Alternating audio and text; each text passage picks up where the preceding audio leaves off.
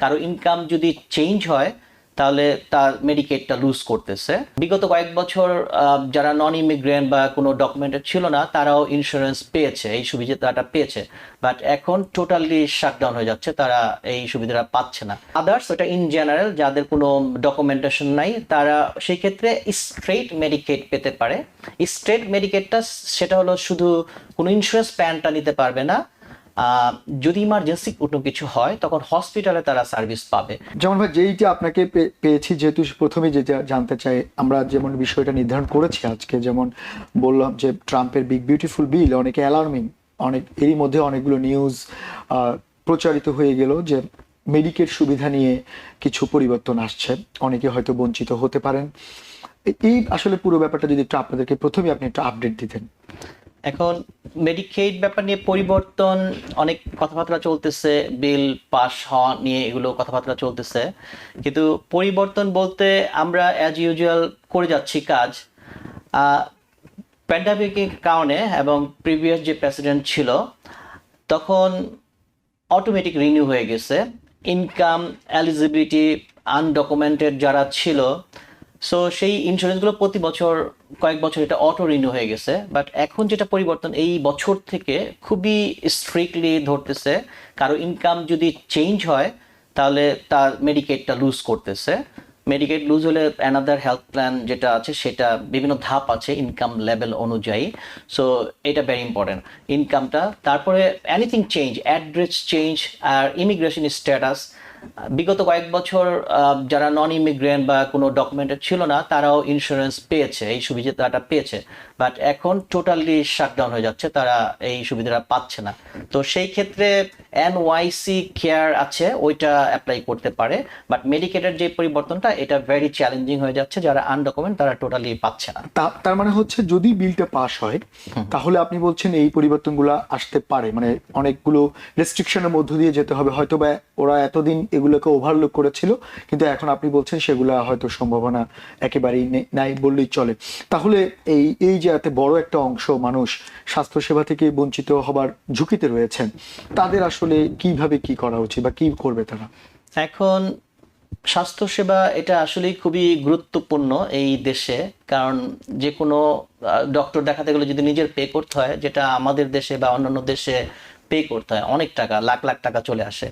এখন এই ক্ষেত্রে আমেরিকায় যদি এই সুবিধাটা বঞ্চিত হয় তাহলে এটা ভেরি চ্যালেঞ্জিং হয়ে যাচ্ছে। অলরেডি বঞ্চিত হচ্ছে যারা এখানে ডকুমেন্টেড না, তাদের প্রচুর ইন্স্যুরেন্স প্রতি মাসেই আমার ড্যাশবোর্ড থেকে প্রচুর ইন্স্যুরেন্স কাট হচ্ছে। পরিবর্তন এটা মানে যেটা যেটা প্রতি বছর করতে পেরেছি, বাট এই বছর টোটালি আমাকে মানা করে দিতে হচ্ছে। এখন ইন ফিউচার বিলটা যদি পাস হয়ে যায় তাহলে আসলে এটা খুবই ভয়াবহ হবে। That means pay for service, আপনার যখন ডাক্তার দেখাতে হবে পে করতে হবে। আচ্ছা, আরেকটা জিনিস হচ্ছে যে যদি এখনো অনেকেই নেয়নি, তো এই সুবিধা নেয়ার জন্য মানে আপনি যেটা মেডিকেলের কথা বলেন, কি কি ডকুমেন্টেশন প্রয়োজন হয়, কি কি চেক লিস্টের দরকার হবে, কারা এলিজিবল হতে পারে?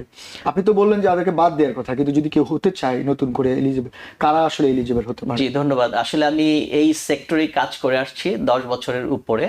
সো বেসিক্যালি এখানে যারা ডকুমেন্টেড, এখানে যখন আমরা অ্যাপ্লাই করি 5টা ধাপ আছে। যে আপনার ফার্স্ট হলো ডেমোগ্রাফি, ওটা তো কোথায় থাকেন, অ্যাড্রেস, ফোন নাম্বার এগুলো দিতে হয়, বেসিক কিছু ইনফরমেশন। বেসিক কিছু ইনফরমেশন। তারপর নেক্সট ধাপ যেটা ভেরি ইম্পর্টেন্ট, যে ইউএস সিটিজেন কিনা অথবা ন্যাচারালাইজ সিটিজেন কিনা, ইমিগ্রেন্ট নন সিটিজেন কিনা, এটা হতে পারে গ্রিন কার্ড এবং ওয়ার্ক পারমিট যাদের ভ্যালিড।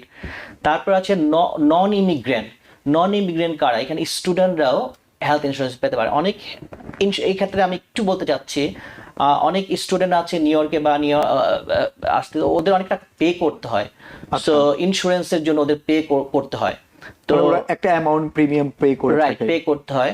কিন্তু এটা একটা গুড অপরচুনিটি, যারা নন ইমিগ্রেন্ট স্টুডেন্ট ভিসায় আসছেন তারা ইন্স্যুরেন্সটা, আমি মেট্রোপ্লাসে কাজ করি, এটা সিটির ইন্স্যুরেন্স 5 বড়, যদি 5 বড় নিউ ইয়র্ক সিটিতে হয়ে থাকেন তাহলে ওই মানিটা আপনারা ওয়েব করতে পারেন এই মেট্রোপ্লাস হেলথ ইন্স্যুরেন্সটা এনরোলের মাধ্যমে। মেট্রোপ্লাসে এইটা ওয়েভের সুযোগ রয়েছে কি বলছেন? আচ্ছা, এটা গুড নিউজ জি অনেকের জন্য। হ্যাঁ, তারপর একটা আদার্স, ওটা ইন জেনারেল যাদের কোনো ডকুমেন্টেশন নাই তারা সেই ক্ষেত্রে স্ট্রেট মেডিকেট পেতে পারে। স্ট্রেট মেডিকেটটা সেটা হলো শুধু কোনো ইন্স্যুরেন্স প্ল্যানটা নিতে পারবে না, যদি ইমার্জেন্সি কোনো কিছু হয় তখন হসপিটালে তারা সার্ভিস পাবে, রেগুলার ডক্টর বা ফার্মেসিতে সার্ভিস পাবে না। এই 5টা ক্যাটাগরি আছে যখন আমরা অ্যাপ্লাই করি।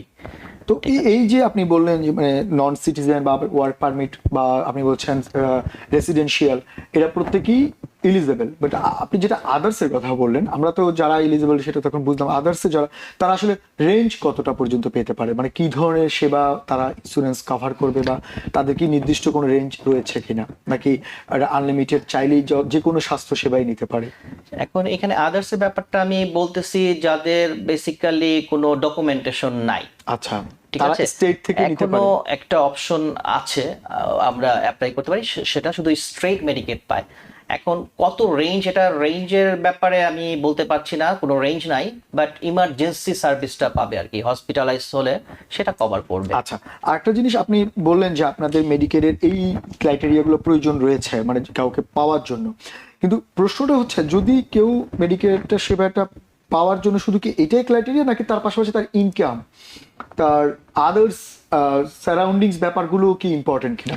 দ্যাটস ভেরি গুড মানে কোশ্চেন। মানে যেহেতু আমরা বলছি লো ইনকাম, কিভাবে হিসাব করা হয়, আবার দেখা গেল যে আমাদের অনেকেই আছে একদম কাজই করে না, মানে এইগুলো কি কোনো আপনার ফ্যাক্ট হিসেবে কাজ করে কিনা? অফকোর্স। সো আমি যেই ধাপটা বললাম ডেমোগ্রাফি, তারপরে আছে ডকুমেন্টেশন, কে কোন লেভেলে আছে, ইউএস সিটিজেন, ন্যাচারালাইজ, তারপরে আসতেছে ইনকামের যেই পোর্শনটা। সো ইনকামের একটা ক্রাইটেরিয়া আছে, ইনকাম প্রভার্টি গাইডলাইন যেটা আছে ওটা নির্ধারিত করা আছে। মেডিকেড পেতে হলে একজনের যেমন বছরে $21,000 ইনকামের নিচে যদি হয় তাহলে তারা মেডিকেড পাবে। আর এটার উপরে আরেকটা স্টেপ আছে, ইনকাম প্রভার্টি গাইডলাইন 250% যেটা আছে, ওইটা আপনারা ইনকাম প্রভার্টি গাইডলাইন গুগলে সার্চ করলে আপনারা পাবেন। সো সেই ক্ষেত্রে আপনি যেমন একজন ফ্যামিলি মেম্বার যদি হয়, আপনি সিঙ্গেল, আপনি ব্যাচেলার, সো আপনার 38,000 পর্যন্ত আপনি ইন্স্যুরেন্স সুবিধাটা পেতে পারেন। আচ্ছা। এখন মেডিকেড যেটা বললেন, মেডিকেডটা মোস্ট পপুলার, এটা মেডিকেডটা যার অ্যাপ্রুভ হয় আদার্স বেনিফিট গুলো অ্যাড হইতে পারে। যেমন আদার্স বেনিফিট বলতে ফুড স্ট্যাম্প অ্যাপ্লাই করতে SNAP সুবিধা। যার খুব লো ইনকাম আর কি, বেসিক্যালি যে আচ্ছা। একজনের 21,000 টাকার নিচে যদি হয় আর সে যদি সিটিজেন হয়, তারপর ওই ইনকাম রেঞ্জের উপরে চলে গেলে সেটা বলে এসেনশিয়াল প্ল্যান, এটা ধাপ আর কি, মেডিকেটের আরেকটা ধাপ। সেই ক্ষেত্রেও আপনার ফ্রি থাকবে, একটু কো পেমেন্ট দিতে হবে, বুঝতে পারছি। ডক্টর বা ফার্মেসি, মেডিসিন, মানে কিছু কিছু ক্ষেত্রে হয়তো তাকে পে করতে হতে পারে, কিছু কিছু ক্ষেত্রে পে করতে হতে পারে। আর এটাই আর কি। না কিন্তু আপনি যেটা বললেন যে লো ইনকামের যে 21,000 নিচে, সেটা কি ওয়ান হাউস হোল্ড নাকি টোটাল হাউস হোল্ডের মধ্যে? হ্যাঁ, একজনের জন্য মানে 21,000 অ্যাপ্রক্সিমেটলি আমি বললাম, এক্সাক্ট অ্যামাউন্ট না। আবার দুজন যদি হয়, হাজবেন্ড ওয়াইফ দুজন, সেই হ্যাঁ, অনেকে তো ক্ষেত্রে যৌথ ট্যাক্স ফাইল করে থাকে। সেই ক্ষেত্রে $28,000।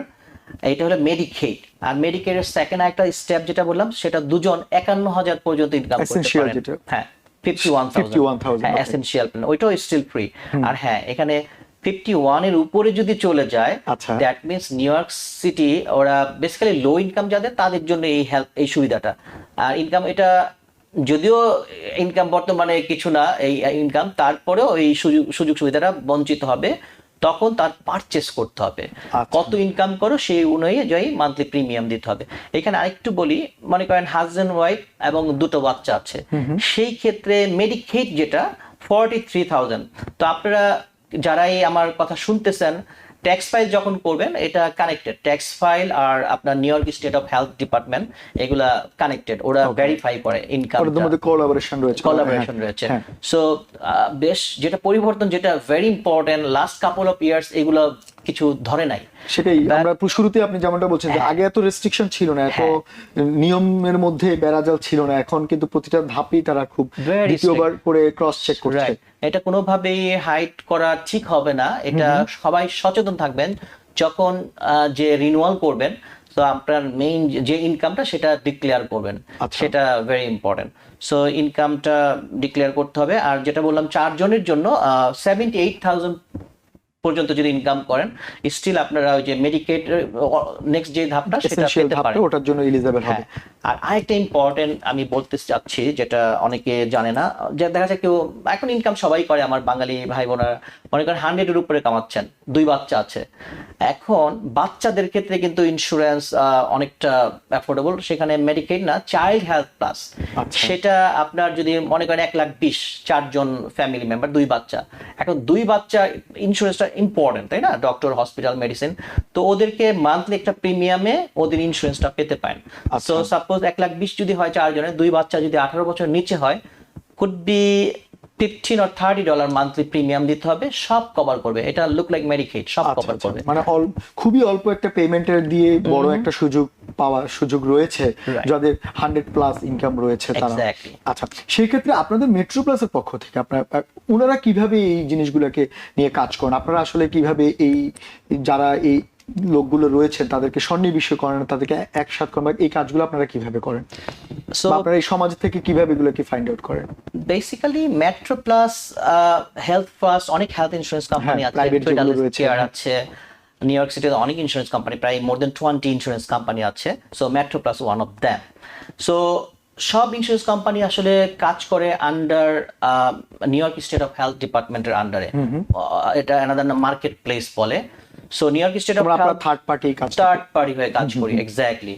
So new York state of health department যে রুলস গুলো দেয়, যে ক্রাইটেরিয়া দেয়, সেগুলোই আমাদের ফলো করতে হয়। সো সেটার বাইরে যদি আমরা কোনো ফলস স্টেটমেন্ট বা ক্লায়েন্ট আমাকে ফলস করলো, এগুলা খুবই ডেঞ্জারাস। এতে অনেকের জবও লুজ হচ্ছে, যেটা আগে ছিল না। এখন ভেরি রেস্ট্রিক্টেড। এখন মানে অনেক আইন আগে ছিল, অতটা প্রয়োগ ছিল না হয়তো, বাট এখন আইনের প্রয়োগও আছে। তার মানে আপনি বলছেন 2024 থেকে 2025 টোটালি ডিফারেন্ট।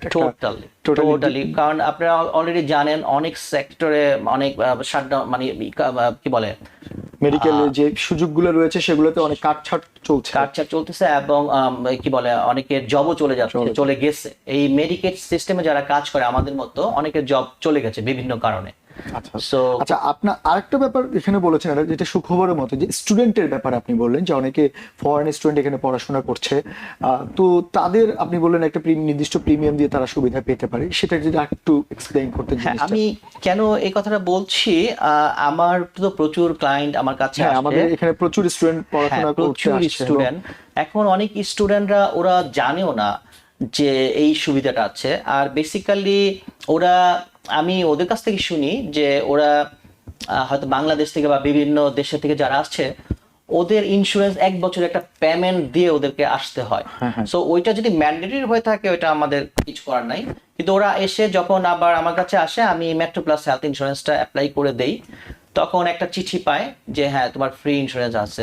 তো নেক্সট ইয়ারে যখন আবার স্টুডেন্ট, তখন ওই টাকাটা কাট করবে না তখন, এবং ওই টাকাটা আবার রিফান্ডও পেয়ে যাচ্ছে, এরকম যারা স্টুডেন্ট এই ক্ষেত্রে। তার মানে তারা কি ওই, মানে আপনি যেটা বলছেন যে টাকাটা পে করছে, সেটা আবার পরবর্তীতে রিফান্ড পাওয়ার সুযোগ থাকছে? হ্যাঁ, যদি ঠিক মতো করতে পারে। তার মানে তার যদি স্টুডেন্টশিপ এলিজিবিলিটি থাকে, মানে স্টুডেন্টশিপটা কন্টিনিউ থাকে, এটা কি এই জায়গায় কি এটা ইম্পর্টেন্ট, নাকি স্টুডেন্টশিপ যদি যেমনই হোক না কেন এটা টোটালি আলাদা একটা সেক্টর? এটা স্টুডেন্টের ক্ষেত্রে বলতেছি। অবশ্যই স্টুডেন্ট ওইটা সিভিস আইডি যেটা বলে, ওইটা কানেক্টেড আপনার মার্কেট প্লেসের সাথে।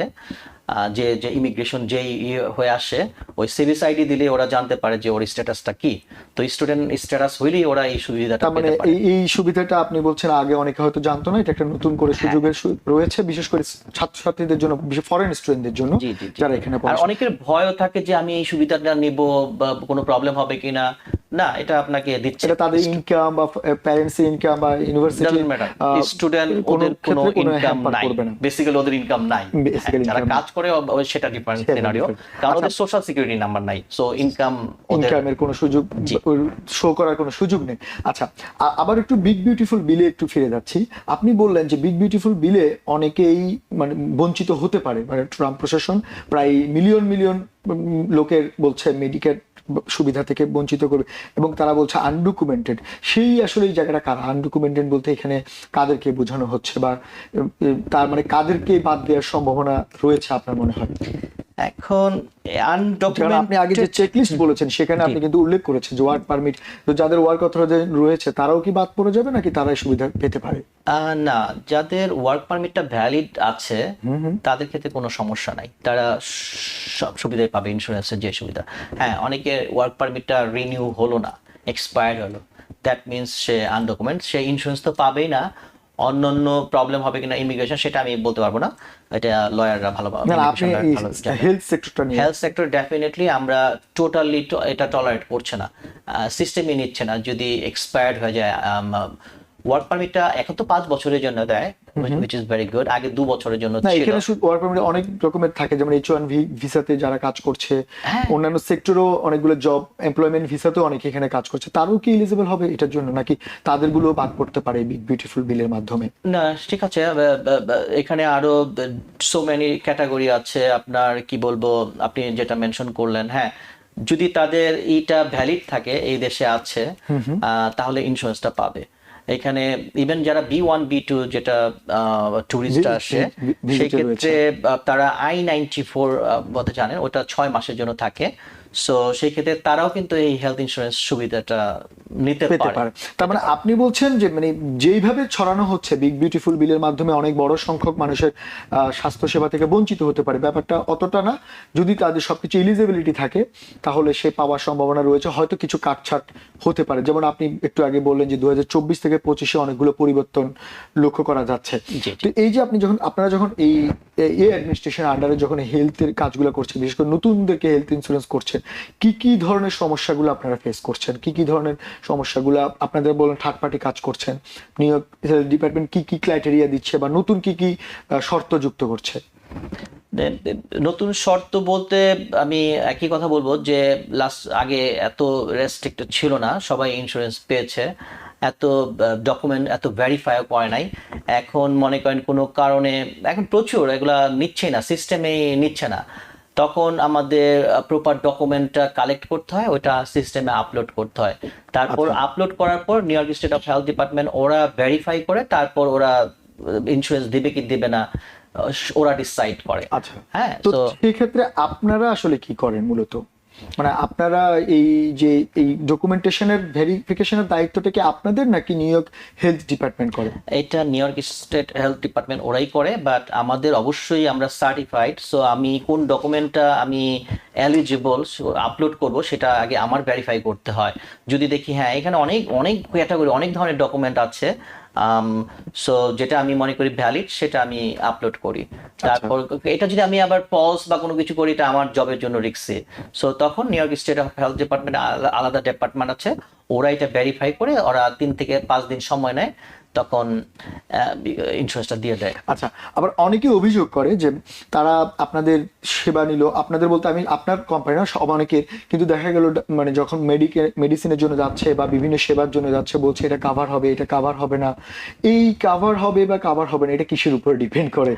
এটা কিন্তু একটা জেনারেল অভিযোগ করে যে এই ওষুধটা কাভার হচ্ছে না বা এইটা হচ্ছে না, এটা কিসের উপর ডিপেন্ড করে? এখন আসলে মেডিকেশনের ব্যাপারে যদি আসি, এখানে প্রেসক্রিপশন ড্রাগ আছে, আবার কিছু আছে ব্র্যান্ড কিছু ড্রাগ আছে। এখন মেডিকেট সিস্টেমটা এমনভাবে করে দেওয়া যে কোন কোন ড্রাগটা কভার করবে, ঠিক আছে। এখন আপনার পেটে ব্যথা হলো, পেটে ব্যথার জন্য আপনি একটা মেডিসিন আছে যেটা নাকি ইন্স্যুরেন্স কভার করবে। এখন ব্র্যান্ডের কোনো মেডিসিন যদি আপনি খেতে চান বা ডক্টর লিখে দেয়, সেটা ডেফিনেটলি কভার করবে না। সো এই ক্ষেত্রে এই জিনিসটাই প্রবলেম হয়। তখন যে পেশেন্ট, ওনার ডক্টরকে বলতে হবে দেখো আমাকে যেটা কভার করে সেটা আমাকে প্রেসক্রিপশন করো। এই জিনিসটা ভুল বোঝাবুঝি হয়, ভুল বোঝাবুঝি একটা ব্যাপার থাকে, এটা অভিযোগ অনেকেই করে থাকে। তার মানে আপনি বলছেন এটা ওই ডিপেন্ড করছে হচ্ছে যে কোন ব্র্যান্ডের উপর ডিপেন্ড করছে, ব্র্যান্ডের উপর, যেটা মেডিকেট সিস্টেম কভার করে। আচ্ছা, আরেকটা জিনিস হচ্ছে যদি নতুন কেউ এখন মানে যারা চায় যে আমি এই সুযোগের মধ্যে দিয়ে ঢুকতে চাই, তো সেক্ষেত্রে কিভাবে আপনাদের সঙ্গে যোগাযোগ করবে এবং আপনারা বা কি কি ডকুমেন্ট তাদের কাছে চাচ্ছেন বা কিভাবে তার এই ব্যবস্থার মধ্যে সে প্রসেস হবে নতুনদের জন্য একটু বলেন। এটাই আমার জব, বিগত 10 বছর উপরে করে আসতেছি। সো অনেকেই জানে না বলতে কি, এসে 1 মাস 2 মাস ওয়েট করে, গ্রিন কার্ড সোশ্যাল ওগুলোর জন্য ওয়েট করে। সো মজার ব্যাপার, নিউ ইয়র্ক সিটি এটা খুবই সুবিধা দিচ্ছে যে আপনার যে পাসপোর্টে যে ভিসাটা হলো, বাট আপনি আমেরিকা আসতে হবে। অনেকে বাংলাদেশ থেকে আবার অনেকে ফোন করে যে আমার ইন্স্যুরেন্স করে, সেটা ঠিক হবে না, আপনার বাই প্রেজেন্ট এখানে থাকতে হবে। তো আপনি যে ভিসা পেজটা ওইটা দিলেই আমরা 65 এর নিচে আমি তাদের কাজগুলো করি। সো ওইখানেই সব ডিটেলস থাকে আর কি, নাম টাম। আর অ্যাড্রেস এগুলো তো কমন, এগুলো দিতে হবে। সো সোশ্যাল বা গ্রিন কার্ড বা ওয়ার্ক পারমিট এগুলোর জন্য ওয়েট করতে হবে না, এগুলো হয়তো 1-1.5 মাস সময় লাগে। কারণ একটা দেশ থেকে আসতেছেন, অসুস্থতা বা ডক্টর এগুলো ইম্পর্টেন্ট। একটু বয়স্ক যারা 50 বা 60 বছর, সো তারা ইমিডিয়েটলি এসে আমাদের সাথে যোগাযোগ করতে পারেন। আমরা বাঙালি অনেকেই কাজ করি এই লাইনে।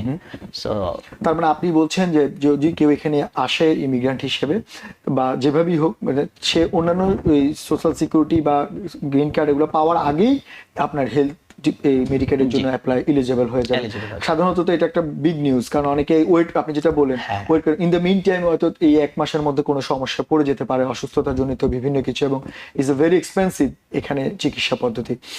যেমন ভাই আপনাকে অসংখ্য ধন্যবাদ, আমাদের সময় খুবই কম, তারপর আপনি অল্প সময়ে আমাদেরকে অনেক ইনফরমেশন দিয়েছেন। তাহলে আপনি বলছেন যে আপনার সঙ্গে যোগাযোগ করলে তাহলে যারা নতুন আছেন তারা এই সেবাটা পেতে পারেন।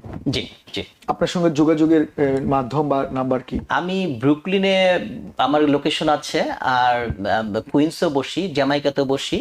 সো বেসিক্যালি আমি ফোন নাম্বারটা আমি শেয়ার করে দিতে পারি যারা শুনছেন, কেউ যদি ইন্স্যুরেন্স অ্যাপ্লাই করতে চান। সো আমার নাম মনির জামান মিঠু, আমার ফোন নাম্বার 6466687403। আবার বলছি 6466687403। আমার সাথে ফোনে যোগাযোগ করলে আমি বলে দেবো কি কি করতে হবে।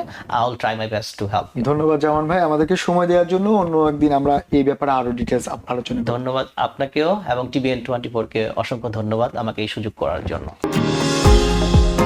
নিউ ইয়র্ক থেকে সম্প্রচারিত TVN24 টেলিভিশন বিশ্বজুড়ে বাঙালির কণ্ঠস্বর।